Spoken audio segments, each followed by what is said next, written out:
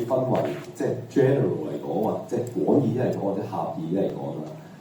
局限即係如果廣義啲嚟講係講緊水文嘅局限啦，即係成個大環境啦，定係因為其實我一直好想知其實你提嘅嗰個局限咧，究竟係咩？嗱，狹義嚟講，即係個人創作上面嗰個瓶頸位啦，我當係啦。咁但係廣義嚟講係水域嘅發展係講緊停滯不前啦。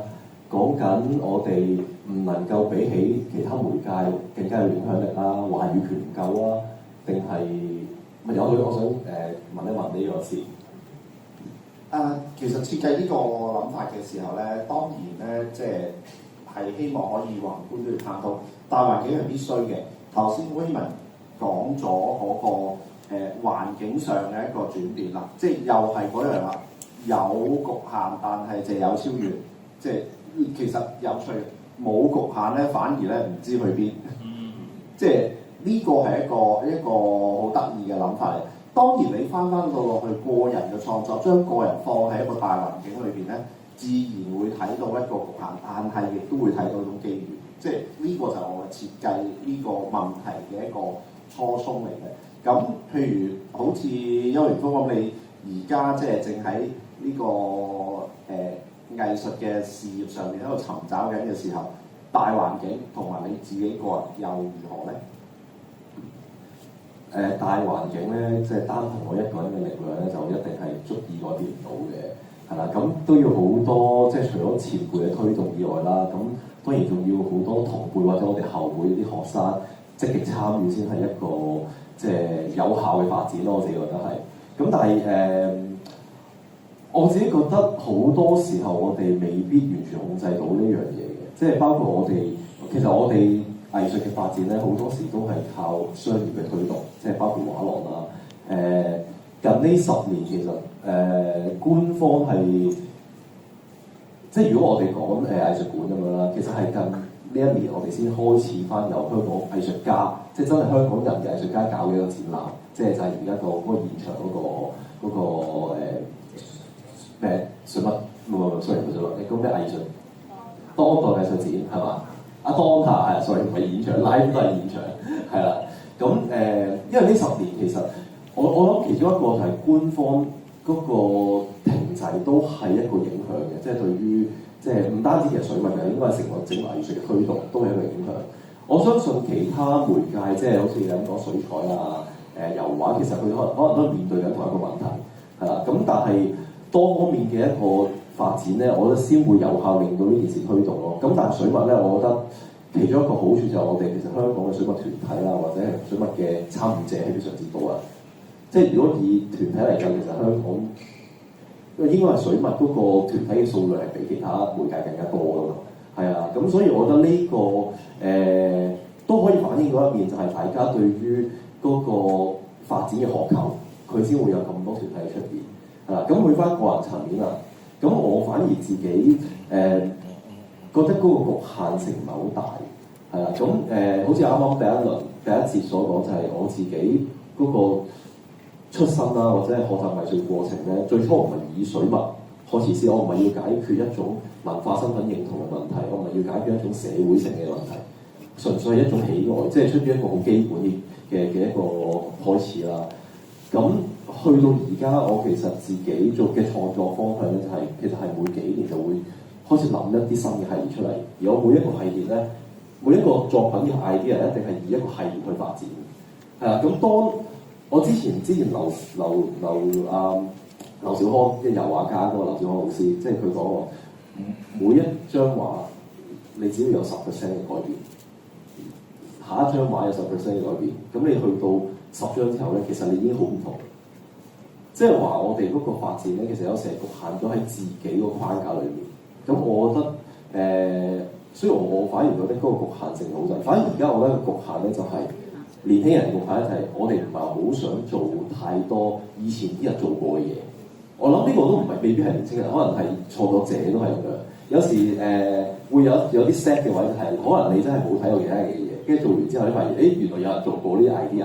係啦，咁我覺得呢種都係另一種局限嚟嘅，係啦，咁所以特別而家網絡咁發達啦，大家用嘅參考資料啊，或者係 source 啊，或者係一啲網上資料，其實都好相似，係啦。反而我覺得大家唔好太過喺呢啲地方尋找自己一啲靈感或者樣，因為我哋見到太多學生都係咁樣，即係小紅書又好 Pinterest 又好，都係呢啲 source，導致佢哋嗰個好窄嗰個方向而家係啦。其實好好，因為咧揾你嚟咧，其實因為你係而家即係實際喺院校裏面教緊，咁即係話咧，你基本上你係接觸到好多而家即係未來呢個圈裏邊嘅新力軍，咁所以調翻由你自己點樣去睇到局限同埋點樣去突破咧，多多少少或者你同佢哋一齊去揾，或者你同佢哋分享，或者你睇到佢哋，或者你自己曾經走過嘅路咧，你睇到佢哋嗰個特別係大家比較近嘅時候咧，你哋頭先提出一樣嘢，網絡呢個好緊要，即係成也網絡，敗也網絡啊，咁所以變咗就係其實唔單止係而家佢睇緊嗰啲年青學生，其實我哋所有人都係。喂，如果你再係只係喺咩技術啊，喺嗰啲上面打滾啊，你真係你撳上網啊，80億人喺度做緊嘅無千無萬嘅嘢，總太陽底下唔會再有新事嘅。咁即係話你點樣去睇呢樣嘢？係咪你嘅限制，或者是係你嘅突破點咧？咁呢個好睇自己咯。嗱，Eddie喺度合晒頭有嘢講。我好贊同你嗰個睇法，因為點解咧就已經係天下無新事。我哋講咁耐咧，都未曾表揚下我哋鄧公子對我哋呢個雖然鄧公子嘅年代已經過咗啦，咁啊，但係我覺得應該表揚下佢咧，就係佢將我哋過去嗰60年嘅水墨經營咧，就不論各家各派各施各法，就將佢一勞共嘢擺晒喺度俾各位睇。咁當然咧。對佢策展手法嚟講，我未必同意，但係佢嘅出發點係好嘅，就係亦都因為香港嗰個藝術嘅氛圍同埋或者係話藝術嘅組織或者係執行嘅情況係大有改變嘅。咁啊，而家咧係藝術會嘅會長嘅年代，咁呢個年代咧已經係出嘅，最近呢10幾年已經好顯著㗎啦。以前咧，我哋嘅做畫會嘅會長咧係一個受難嘅一個義工嚟嘅，因為你要帶領一班即係各有思維、各有唔同諗法嘅情況咧，係一個好難度好高嘅。咁當今嘅巨型嘅畫會咧，即係或者叫做藝術團體咧，佢哋會產生出一啲會長或者係主席，佢哋好鍾情於舉辦或者係主理咁大型嘅展覽活動，咁呢個對於我哋藝術生態嚟講係正面嘅。但係我覺得嗰以後我哋要點講咧？因為我頭先同邱永峰都喺度講緊，佢係現代同埋未來。咁我哋都係現在嘅進行式，我哋都仲未成為過去。因為在場大家即係除咗呢啲前輩已經過身嘅啲前輩之外咧，我哋仍然都係做緊現在進行式。咁呢個現在進行式，我哋究竟應該係面向下一個展覽嘅時候，係咪又係分8大類啊？咁就解決咗個問題啦。其實我哋應該更加要團結一齊咧，嗰個精神意識同埋嗰個工作能力同埋我哋嗰個能量嗰方面咧，應該更加集結一齊去做一件對水墨呢一個藝術啊！我哋頭先講咗，應該唔係叫水墨畫啦，應該叫水墨藝術。呢個水墨藝術，我哋應該有啲咩突破？個突破嘅地方係咪應該係我哋更加有香港嘅面貌，或者係某個面貌，或者係某個方向？就唔係話各家各法全部共嘢一路擺晒喺度。呢個你只係睇到60年來嘅歷史，但係你睇唔到我哋對未來有啲咩寄望。呢度完全都係一個 survey，係一個大搜查。將老實地將過去60年來嘅代表性人物擺晒俾你睇啦。咁當然我哋都有遺留嘅，我哋要講嘅就係話呢個係任何展覽，我哋都覺得咦某人點解唔係喺呢度展出咧？咁呢個唔係我哋需要談論嘅嘢。我覺得就話應該大家反省一下。因為我哋藝術界嘅圈子裏邊咧，好難得有個機會有100幾人喺度同我哋一齊分享嘅。咁呢100幾人嘅分享對我嚟講有啲咩用處咧？或者我哋今日講完啲嘢對你哋有咩用處咧？但我反而覺得咧，我哋業界嘅人咧，雖然係各行各業啊，各有唔同嘅背景，各有唔同嘅成就，如果各有唔同嘅方向，咁呢個係一股好大嘅力量嚟㗎。頭先都有呢個朋友提起咧，我哋現代水墨係發源於香港嘅。咁呢一個現代水墨呢個旗號，或者我哋而家叫現代，或者係叫做水墨藝術咧，我哋日後應該係推向邊個方向咧？咁其實應該我哋藝術家應該更加齊心合力，大家坐低傾一傾，我哋究竟想點啊？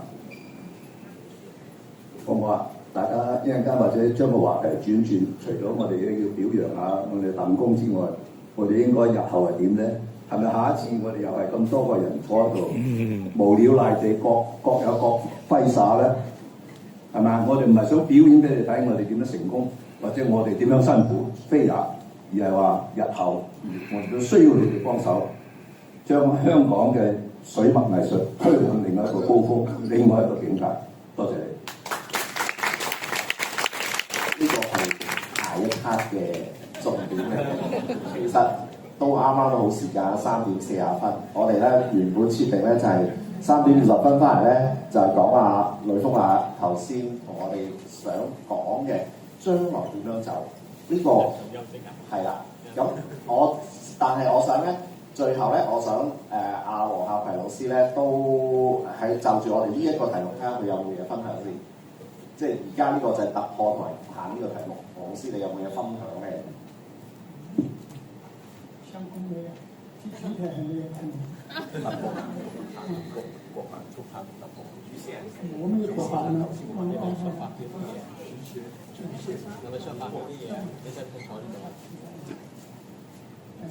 因為我到好耐之前呢睇過陶傑，而家都唔係香港啦，係嘛？陶傑嗰個寫咗篇文章嘅陶傑，唔好意思，50年都學唔會廣東話，學咗50年。陶傑他曾經寫過一篇文章，就寫到，在97年以後不會再出現王無邪這樣的畫家。但是我就挺奇怪，為什麼97以後就不會出現王無邪這樣的畫家呢？後來過了很久，我碰到他，我就問他，要請教一下為什麼。他說，在當年英國統治的時候，港督會命令他的下屬去買畫，去拖價。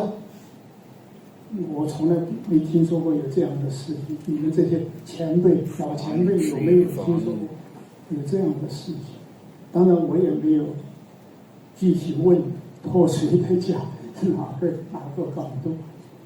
但是現在我們的問題呢，從我個人的角度來講，局限即係如果嗰嘢嚟講係講緊水墨嘅局限啦，即係成個大環境啦，定係因為其實我一直好想知其實你提嘅嗰個局限咧，究竟係嗱狹義嚟講，即係個人創作上面嗰個瓶頸位啦，我當係啦。咁但係廣義嚟講係水墨嘅發展係講緊停滯不前啦，講緊我哋唔能夠比起其他媒介更加有影響力啦，話語權唔夠啊，定係咪有我想問一問呢個事。其實設計呢個諗法嘅時候咧，當然咧，即係希望可以宏觀都要探討大環境係必須嘅。頭先 Raymond 講咗嗰個環境上嘅一個轉變啦，即係又係嗰樣啦，有局限但係就有超越，即係其實有趣，冇局限咧反而咧唔知去邊，即係呢個係一個好得意嘅諗法嚟。當然你翻到落去個人嘅創作，將個人放喺一個大環境裏邊咧，自然會睇到一個局限，但係亦都會睇到一種機遇。即係呢個就係我設計呢個問題嘅一個初衷嚟嘅。咁譬如好似邱榮峰咁，你而家即係正喺呢個藝術嘅事業上面喺度尋找緊嘅時候，大環境同埋你自己個人又如何咧？大環境咧，即係單憑我一個人嘅力量咧，就一定係足以改變唔到嘅，係係啦，咁都要好多即係除咗前輩嘅推動以外啦，咁當然仲要好多同輩或者我哋後輩啲學生積極參與先係一個即係有效嘅發展咯，我自己覺得係。咁但係我自己覺得好多時候我哋未必完全控制到呢樣嘢嘅，即係包括我哋其實我哋藝術嘅發展咧，好多時都係靠商業嘅推動，即係包括畫廊啦。近呢10年其實官方係即係如果我哋講藝術館咁樣啦，其實係近呢一年我哋先開始翻有香港藝術家，即係真係香港人嘅藝術家搞嘅一個展覽，即係就係而家個嗰個現場嗰個咩水乜sorry 唔係水乜，你講咩藝術當代藝術展係嘛？當下係 sorry 唔係現場 live 都係現場係啦。咁因為呢10年其實我諗其中一個就係官方嗰個停滯都係一個影響嘅，即係對於即係唔單止其實水墨嘅，應該係成個整個藝術嘅推動都係一個影響。我相信其他媒介即係好似你咁講水彩啊、油畫，其實佢可能都面對緊同一個問題係啦。咁但係多方面嘅一個發展咧，我覺得先會有效令到呢件事推動咯。咁但係水墨咧，我覺得其中一個好處就係我哋其實香港嘅水墨團體啦，或者係水墨嘅參與者係非常之多啦。即係如果以團體嚟講，其實香港因為應該係水墨嗰個團體嘅數量係比其他媒介更加多㗎嘛。係啊，咁所以我覺得呢都可以反映到一面，就係大家對於嗰個發展嘅渴求，佢先會有咁多團體出現。係啦，咁去翻個人層面啊，咁我反而自己覺得嗰個局限性唔係好大。係啦，咁好似啱啱第一節所講，就係我自己嗰個出身啦，或者係學習藝術過程咧，最初唔係以水墨開始先，我唔係要解決一種文化身份認同嘅問題，我唔係要解決一種社會性嘅問題，純粹係一種喜愛，即係出於一個好基本嘅一個開始啦。咁去到而家，我其實自己做嘅創作方向咧，就係其實係每幾年就會開始諗一啲新嘅系列出嚟，而我每一個系列咧，每一個作品嘅 idea 一定係以一個系列去發展。係啊，咁當我之前劉小康即係油畫家嗰個劉小康老師，即係佢講過，每一張畫你只要有10% 嘅改變，下一張畫有10% 嘅改變，咁你去到10張之後咧，其實你已經好唔同。即係話我哋嗰個發展咧，其實有時係局限咗喺自己個框架裏面。咁我覺得雖然我反而覺得嗰個局限性好大，反而而家我覺得個局限咧就係年輕人嘅局限咧，就係我哋唔係好想做太多以前啲人做過嘅嘢。我諗呢個都唔係未必係年輕人，可能係創作者都係咁樣。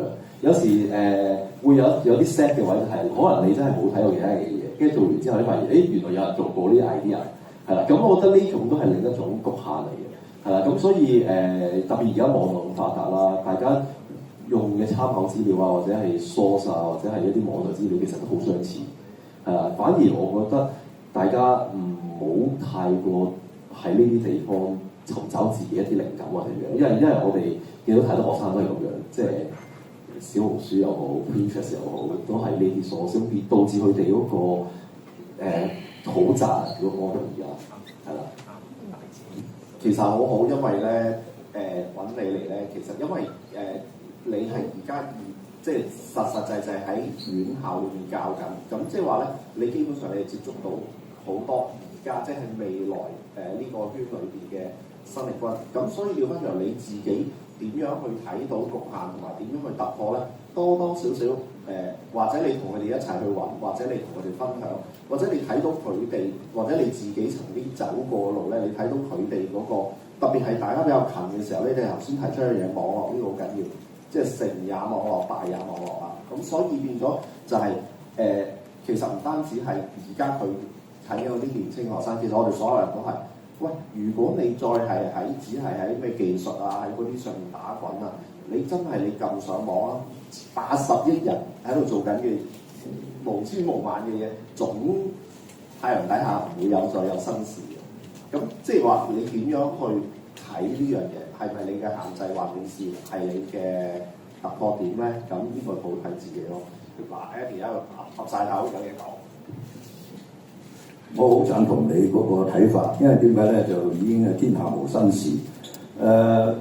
我哋講咁耐咧，都未曾表揚下我哋鄧公子對我哋呢個雖然鄧公子嘅年代已經過咗啦，咁啊，但係我覺得應該表揚下佢咧，就係佢將我哋過去嗰60年嘅水墨經營咧，就不論各家各派各施各法，就將佢一勞共嘢擺晒喺度俾各位睇。咁當然咧，對佢策展手法嚟講，我未必同意，但係佢嘅出發點係好嘅。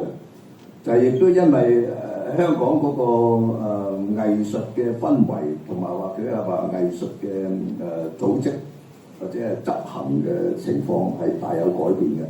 咁啊，而家咧係藝術會嘅會長嘅年代。咁呢個年代咧已經係最近呢10幾年已經好顯著㗎啦。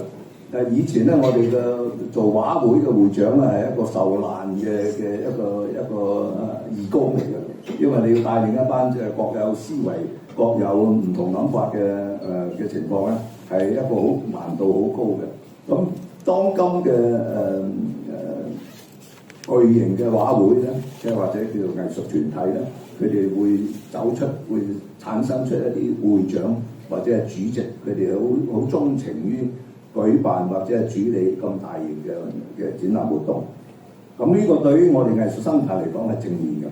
但係我覺得嗰以後我哋要點講咧？因為我頭先同阿邱永峰都喺度講緊，佢係現代同埋未來。咁我哋都係現在嘅進行式，我哋都仲未能成為過去。因為在場大家即係除咗呢啲前輩已經過身嘅啲前輩之外咧，我哋仍然都係做緊現在進行式。咁呢個現在進行式，我哋究竟應該係面向下一個展覽嘅時候，係咪又係分8大類啊？咁就解決咗個問題啦。其實我哋應該更加要團結一齊咧，嗰個精神意識同埋嗰個工作能力同埋我哋嗰個能量嗰方面，應該更加集結一齊去做一件對水墨呢一個藝術啊！我哋頭先講咗，應該唔係叫水墨畫啦，應該叫水墨藝術。呢個水墨藝術，我哋應該有啲咩突破？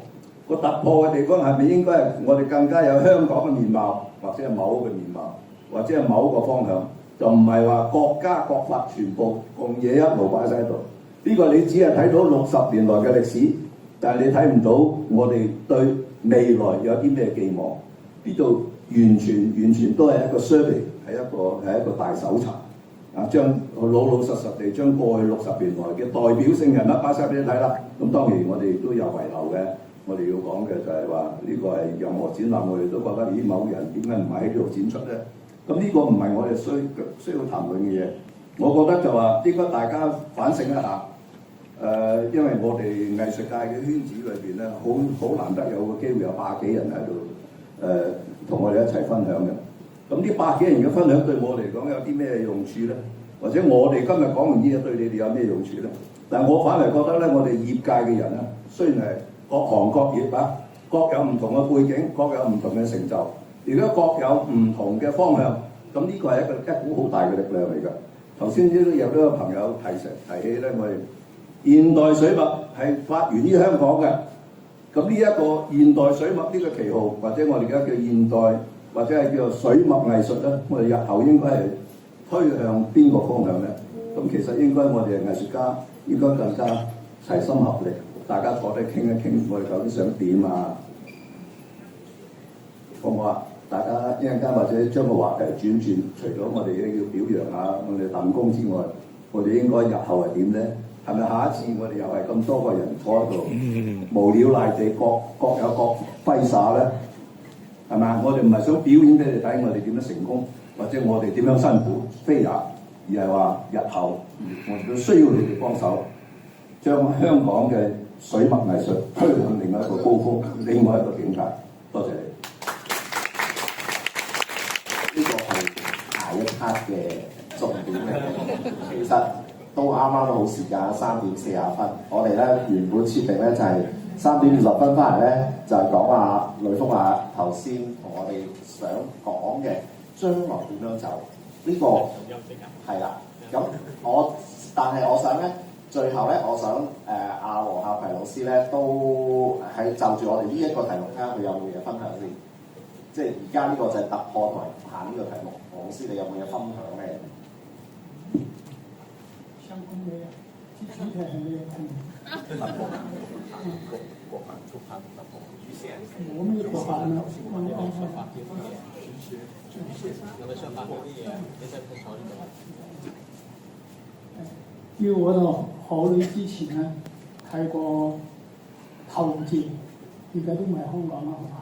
陶傑嗰個寫咗篇文章係陶傑啊，唔好意思，50年都學唔會廣東話，學咗50年。陶傑他曾經寫過一篇文章，就寫到，在97年以後不會再出現王無邪這樣的畫家。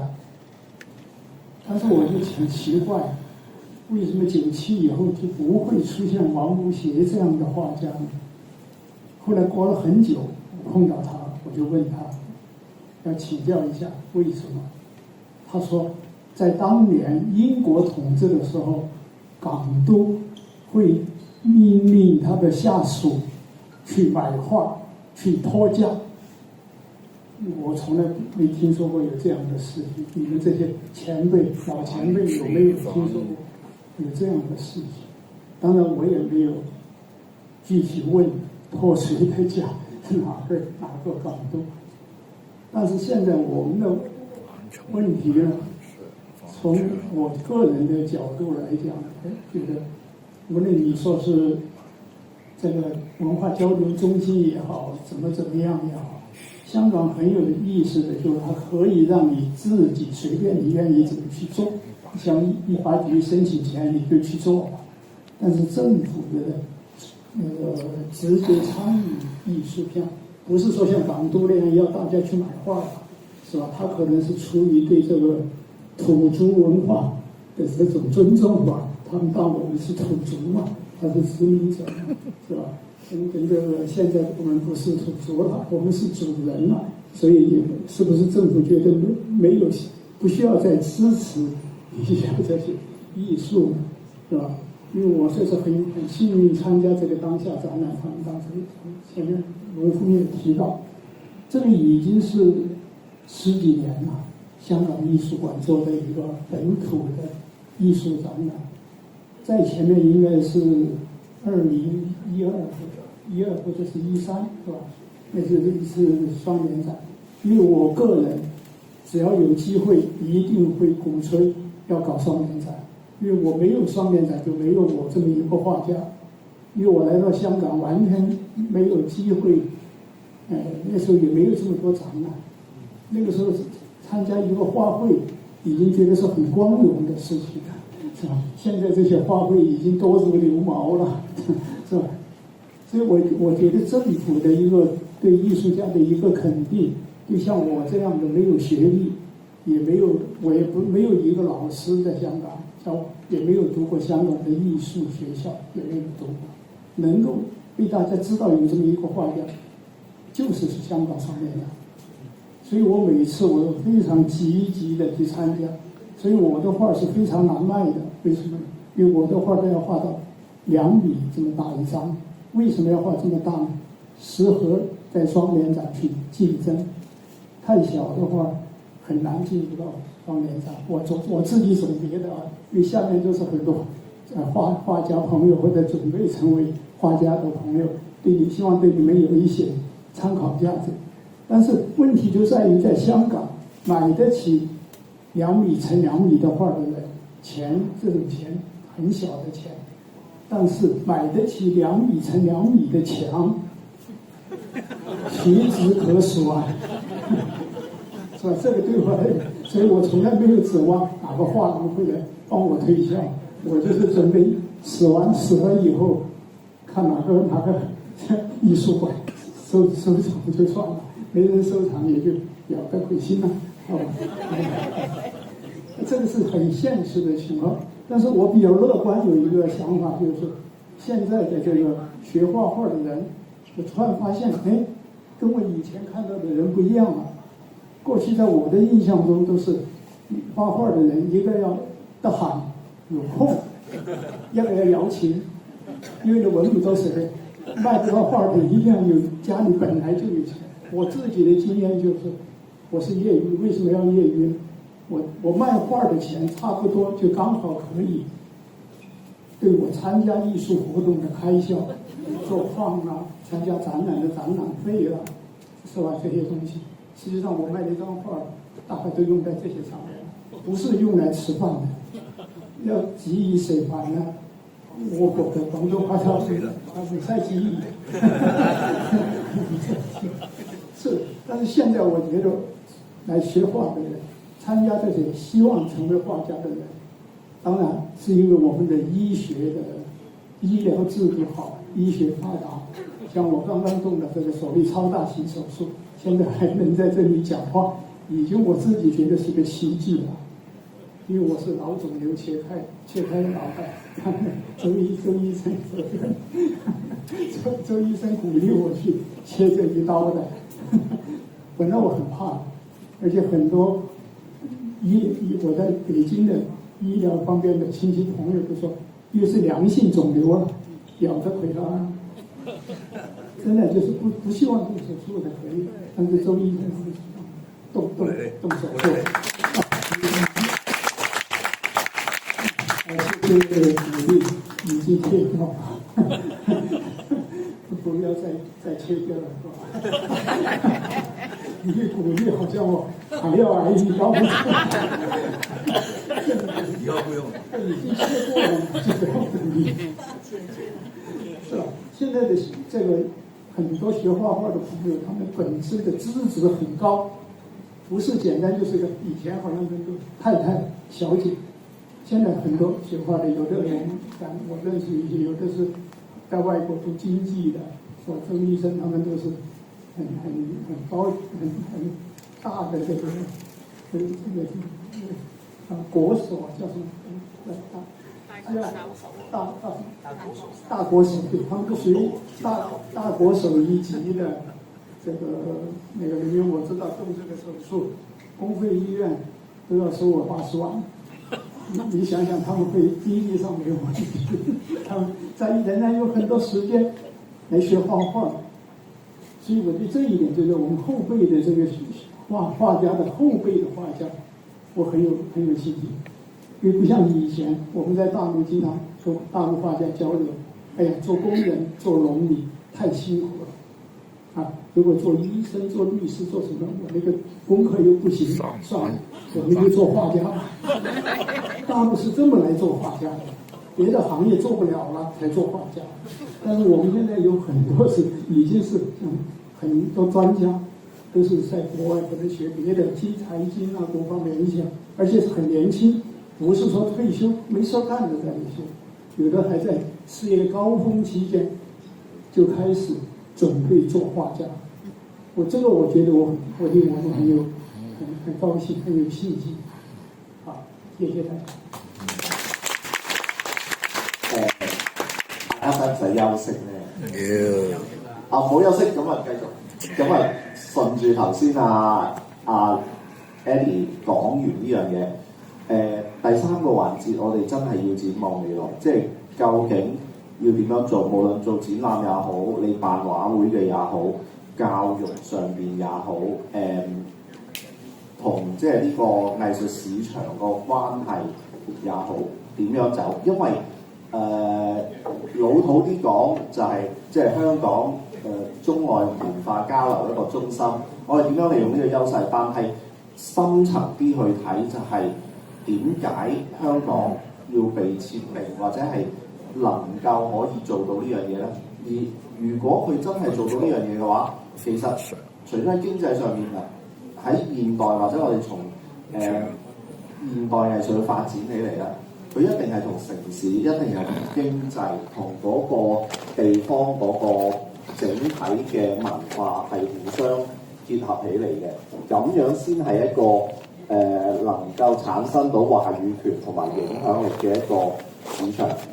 調翻轉頭嗰個地區嘅藝術，或者嗰個某一種嘅藝術潮流，或者某一個時段嘅藝術潮流咧，佢冇咗呢一個 backup 咧，係冇可能，你今日唔會覺得佢係一個潮流嚟嘅。咁如果我哋用咁樣嘅方式去睇嘅話咧，咁我哋順住頭先 Eddie 講嘅嘢就係、將來點走咧？即係唔係淨係我個人嘅創作要點樣走，係點樣去成個生態要點樣走法？呢個係我設定呢個第3個部分嘅原因，因為我見到近呢幾年啊，呢啲大型嘅展覽有嘅，但係大型展覽之後，頭先 Eddie 講白啲就大型展覽之後展完幾日，大家喺度即係講完呢幾個零鐘之後，咁又如何咧？係咪大家又係翻去你有你嘅忙碌，我有我嘅生活咧？係啦，咁所以究竟要點樣做？咁啊，我又將個波咧又踢翻出嚟，有個世界波啊嘛，踢翻出嚟。取翻我第5分鐘啊嘛。好嚟，你嚟。頭先意猶未盡啊！嗰個藝術家，我哋開始嘅面對嘅都係生活啦，係咪？所以我哋較早前我都提起，藝術家全部都有份工嘅，你冇份工你就好似黃老師講，餓死你都未到，未過得人。咁呢個係事實。咁我哋亦都喺香港係一個繁榮嘅都市啦。咁亦都我哋好彩見到好多好成功嘅例子啊！譬如有時我哋近叔就係我哋即係香港嘅表者，成功人士嘅表者。咁但係咧，在座咧就見名嘅畫家都講緊50幾個係嘛？咁啊不見名嘅畫家大概有500幾個，仲有啲咧學緊畫嘅大概有5000個。即係話呢啲人以後個方向應該點走咧？如果聽埋我哋咁講咧，就佢肯定唔會做藝術啦，因為又等住餓死嘅。咁但係我哋點解咁多人50、60年來仍然咁堅持咧？而家我先知道原來阿馮永基都係60年代嘅。咁即係話60年代在台上咧都有3個。咁跟住咧你講緊90後嘅。咁其實我哋一路都係代代相傳，其實咧代代都有好叻嘅藝術家出現。咁喺我哋個私底下喺度講咧，我最近同阿黃純傑咧就喺度講緊好多嘢。藝術家要需要自修啊，要進修啊，呢個係真㗎。如果唔係好似我哋嘅館長所講，到策展啊，拎嘢翻屋企嘅時候，嗰個係最憂傷嘅時刻。你好俾心機。裝備都好靚，又要花錢揾時間搬嚟，又要勞動咗咁多報錢嘅人，亦都好彩有呢啲咁嘅會長可以肯策劃，俾心機，日以繼夜咁推一個展覽出嚟。嗰句啱啊！你翻去諗諗，展覽完之後又如何咧？你嘅事業有冇成功到，有冇進階咧？即係唔好講錢啊！頭先我哋都講啲錢嘅問題，你無錢啊不行 ，OK？ 但係問題咧？錢從何來咧？咁其實要大家要諗諗嘅。你有冇將你嘅作品向我哋在座嘅觀眾推銷咧？難啲咯，係咪？你拉得佢嚟聽演講已經好難得，係咪？我哋頭先幾擔心話唔好休息嘅，因為驚出邊出太陽，你哋走晒佢。呢個係啱嘅，呢啲藝術家係啲老差骨嚟嘅，好知道晒行情㗎。如果放你去小便你唔翻嚟㗎。咁所以藝術咧就係一個好艱苦嘅，即係得到你哋嚟欣賞，聽到你嘅掌聲係已經好難得。但係問題你又如何咧？你跟住係點樣去畫你下一批嘅作品咧？你跟住又有邊個會長嚟肯搞一個咁大型嘅展覽俾我哋參加咧？你唔可以等天打救你㗎。咁所以我哋同阿黃純傑老師咧就喺度最近都講緊，我哋呢一輩藝術家都需要進修。因為你喺靈性上要繼續堅持你自己，繼續向前行，亦都係技法上你要知道你係要進步嘅。好似參加呢啲巨型嘅展覽，你唔識填電腦表啦，你已經企咗喺度啦，啱唔啱啊？以前就我哋求其寫張爛紙就可以參加展覽，而家唔係啦，嗰個時代唔同咗啦。你唔識做 PowerPoint，你點講嘢硬好都冇用嘅，係咪？咁所以個時代變咗，唔好講話要用 AI 啦，係咪？咁 AI 係我哋要需要學嘅，藝術家都要學，唔好話我唔識，我有人做，你日日都要做，你嘅手機就係你 AI 嚟㗎啦 ，OK？咁我哋喺做藝術家嘅立場，我哋希望咧更加大家可以做到惺惺相惜，大家互相扶持，大家希望可以喺個藝術界裏邊咧互補不足，咁呢個係我對大家嘅一個期望，就希望大家都努力。